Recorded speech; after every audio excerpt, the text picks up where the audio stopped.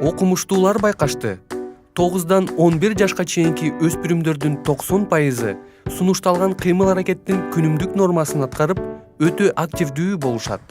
Бирок 15 жашка толгондо алардын 31% гана активдүү келип, дем алыш күндөрдө болсо 17% гана кыймылдап турушат.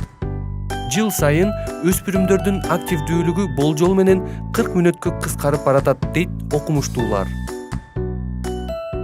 Бул чындык. Бирок үмүт да бар.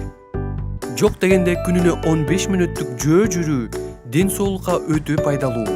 Балдардын ден соолугун бааласаңыз, үй бүлө менен топ ойноп, сууга сүзүп, велосипед тээп, жөө сейилдеп тургула.